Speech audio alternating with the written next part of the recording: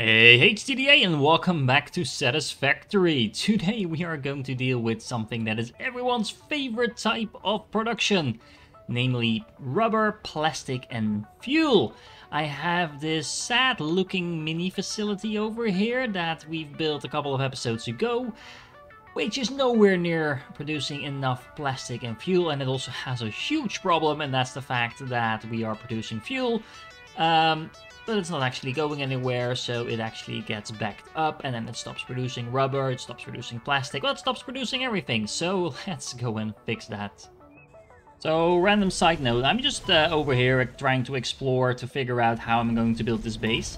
And there are some locals over here, but I'm not sure what they did in the latest update, but for some reason I seem to be pretty much invincible. I mean, I have 3 of these little critters shooting at me almost non-stop, and even if they leave me alone for just a moment, they seem to be healing up faster than they can damage me. So, I'm not complaining. I'd rather not die than die, don't get me wrong, but it seems to be buggy a little bit.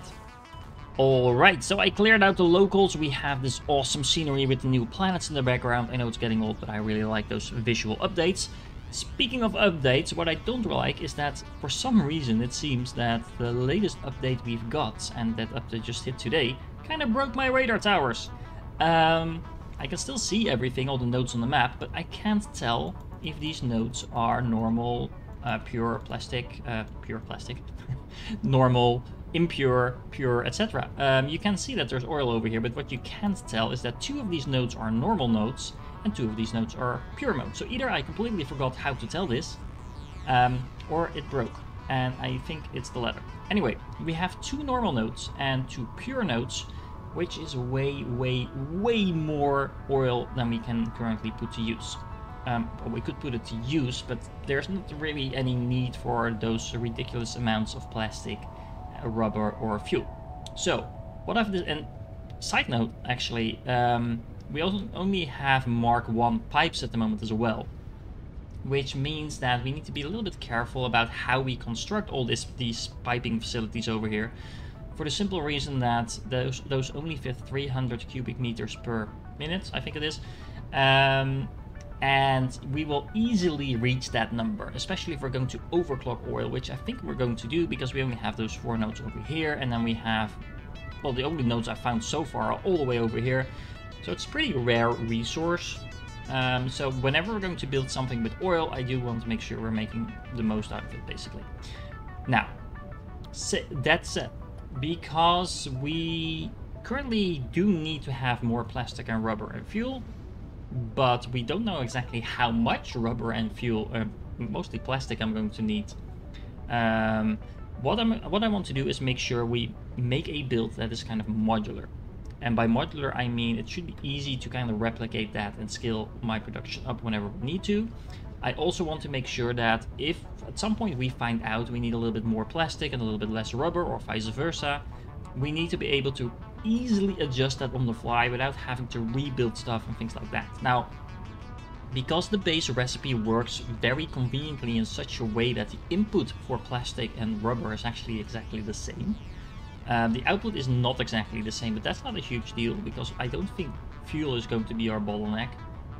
That allows us to really make a build that's really straightforward. It's going to be really easy to replicate, which is really important if you want to kind of like expand your buildings and make it look consistent. But it's also going to make it easy to adjust that on the fly. So let's get to that. And another quick side note, and I'm really all over the place today, guys, so sorry about that. But I really think this whole storage system is so satisfying. Every time I get back to my main storage to pick up some new resources, and you see all these different types of resources coming in all over the place, all going into the belt, into the facility to either get stored or to get synced, it is so satisfying. It's really kind of coming back every time and seeing all the fruits of your labor. But anyway, let's make sure we can add some plastic, rubber, etc. to that as well. Which brings me to this. We have over here a single oil driller that is going to be producing 120 oil per minute by default. It's a normal node, so just a base rate of 120, but we are actually going to overclock it to 250%, so the max overclock. And that means it's going to be producing 2.5 times as much, which happens to be exactly 300 cubic meters per minute, which is exactly the amount that you can fit into a Mark 1 pipe. Now, we're not going to do that once, but we are going to do that twice, because I have a second oil reel over there. Now, that will give us a total of 600 oil per minute, which is already a ridiculous amount, and we haven't even gotten close to tapping into the other two nodes that we have over here as well, but we're not going to do that for now, because that's going to be a ridiculous amount of plastic and rubber. And what we have over here is actually a setup where we have a total of 20, yes, 20 of these refineries all in a row, and very simply hooked up to a pipe over here. Now, these two pipes are actually going to be filling in from both sides. So we have one pipe coming from here, but it's all the way interconnected with this one into the other pipe. So there's a total of 600 oil per minute coming in. But the nice thing about piping it in from two different sides is that that kind of makes sure this system will easily balance itself out, but also stay balanced completely, because the oil itself, for some reason, is not producing at a steady flow. It's kind of like ebbing and flowing, and this will just make sure we have no input problems whatsoever. Now, what else to say about this? Right now, everything is just floating off the ground, which of course is not how we want this to end. I do like my builds to be a little bit realistic. We also have some stuff stuck on the floor, apparently. But the trick behind this is going to be, and apologies for all the jumping around, but the trick behind this is going to be that we are going to combine all of this into a single belt. Yes, a single belt. That's going to be outputting both the plastic and the rubber on the same belt. Yes, I know. Don't click away just yet. I'm going to fix that, I promise. It's going to be producing a total of 200 plastic and 100 rubber. That's just the ratios I'm going with for now. That's going to be a little bit more than a Mark 3 belt, because that's going to be 300 per minute, and we only have the total of 270. But we're also going to be unlocking pretty much along the way, probably, the Mark 4 belts, which are going to be a total of 480 items per minute. So we should be able to fit everything on a single belt and then sort the difference between those two items out later. Now, we're also going to make sure we have to connect up the residue, the heavy oil residue, from this entire system as well. Again, the nice thing being that both the plastic as well as the rubber recipe are going to be producing the same byproduct. So we can again fit that all into a single belt, or a single pipe, I should say. And because the amount being produced is actually lower than what fits into a single Mark 1 pipe, we should not have any problems piping that out in a single pipe. We are going to have to set up a fuel producing facility somewhere else, but I'm just going to make sure we focus on getting the actual plastic and rubber up first. So although the back of the structure is really straightforward, we only have one input after all, the output of the refineries is where I think a lot of people get confused, including myself, because we have two different outputs. We have one belt and one pipe coming out on the same level. Now, because you probably are going to be building more than one refinery, you want to connect these belts, you want to connect these pipes, which is really annoying, because if you have belt, pipe, you're going to have to raise things up a level or down a level, or in some way make sure these things do not interfere with each other. Now, like you can see, one way to do that is actually making use of lifts, of course, but the nice thing about lifts is that if we use a, not a splitter, but a merger, you can actually stick those right on top. Now, if you make sure the merger is pointing the right way, if you do it like this, then you basically have a merger which is a nice connection point for your belt, and you can really easily and quickly connect all of this up. Now, this is of course assuming that you actually set it up the correct way from the get-go, which apparently I didn't do everywhere.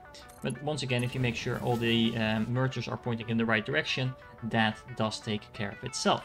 Now, one thing I do not like about this approach is that because this is a lift, the lift will actually be moving the items into the merger, like through the merger, so we have a lot of clipping going on there, which depending on your preferences, either not a problem at all, and in which case this is a very efficient way to build this, or if you're me and you hate clipping, or at least this type of clipping, then you're probably going to want to take a different approach. So let's go to plan B.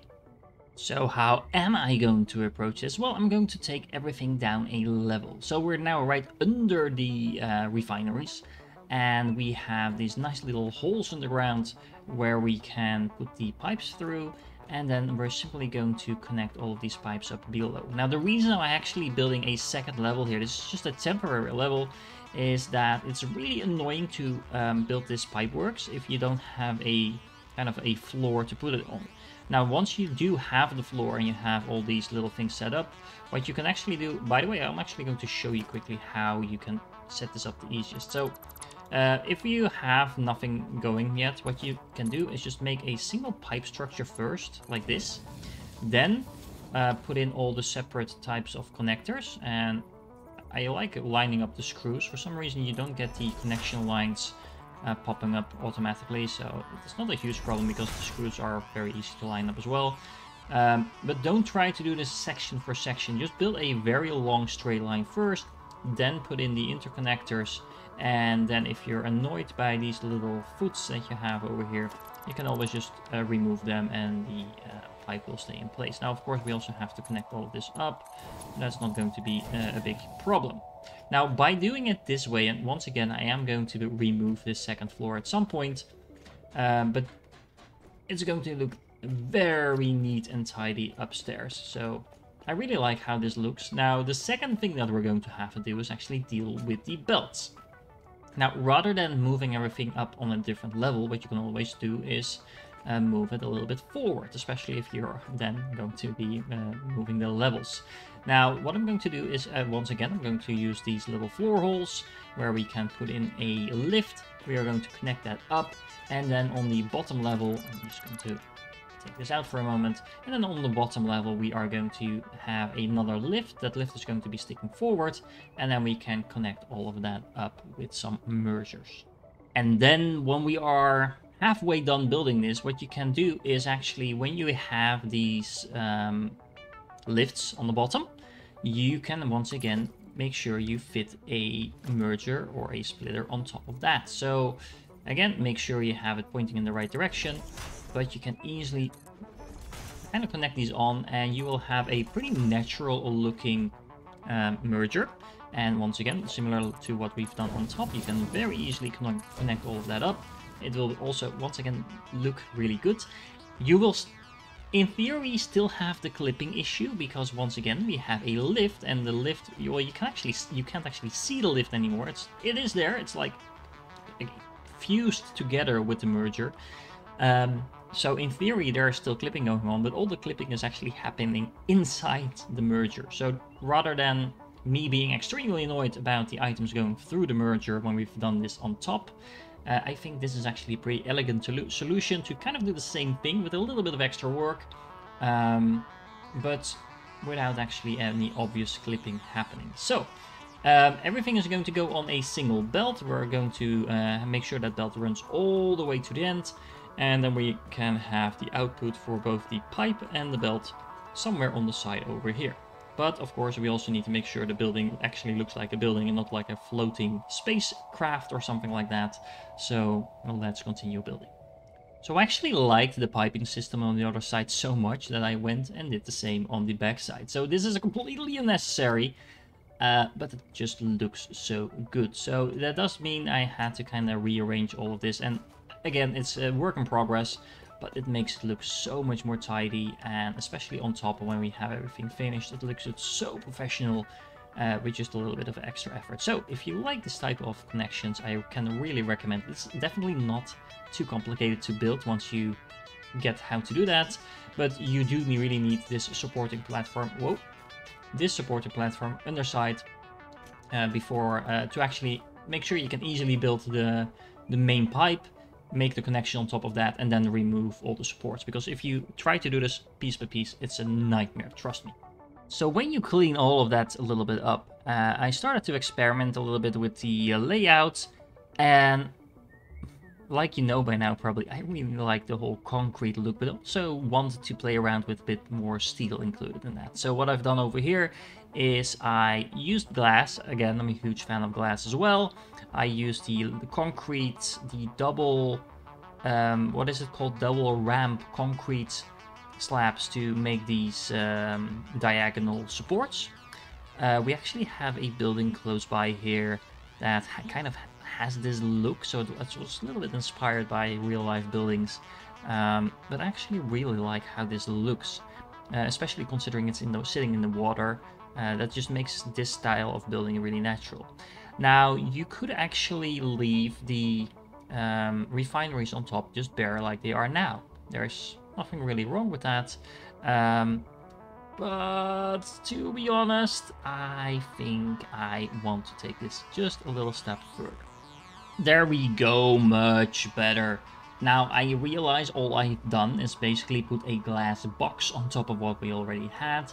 But I'm just really liking the minimalistic type of approach. Now once again, remember, I wanted this build to be flexible, but modular and also easy to replicate. Now, honestly, the most difficult part to replicate about this building is the supports, the little legs it's standing on, because everything else is really straightforward to build. So if we ever are going to need more plastic and rubber or fuel, all we need to do is basically hook up one of the pure nodes, which are producing twice as much as the normal node. So one node should be able to supply the entire system, and hopefully by then we actually have the Mark II pipes, which can actually carry twice as much. So we will be able to supply this entire type of building from one single pure node with overclocking. And then basically just replicate this building. Now I can actually imagine that if we put like 2 more buildings like this, because we have 2 more pure nodes, kind of diagonally behind this one, we can really easily scale up the buildings, the production I should say, and it's going to look awesome. But that only works if you keep the initial building simple, which I think this is, but it's not too simple. It's not a boring building, so to speak. Now, just to show you for a moment how I've done the inside, is that I have a simple ladder on the side with a door over here as well. I also played around a little bit with how the aesthetics look from the back side of the building. I'm not entirely happy about how this hill is kind of sticking in. It doesn't get in the way of anything, but if I would want to kind of redesign this entire building, I would probably move it like 2 meters to the front, just to make sure it's not like stuck in the hill. Now, hopefully sometime ever we're going to get a blueprint system and you can just build this, think, hey, I just want to move this a few meters, and then blueprint the entire thing and move it. But until that, I'm definitely not going to want to rebuild everything. So anyway, inside of the building. Now, with the added glass, I do think the building looks really nice. So it just makes it a lot more, how do you say, satisfying. It is satisfactory after all, to move around your building with the feeling that you're actually inside a building rather than just standing on top of a platform. So you're not going to be in this building a lot, but because we do want to be able to kind of shift the production if we want to, right now we can set it to either plastic or rubber.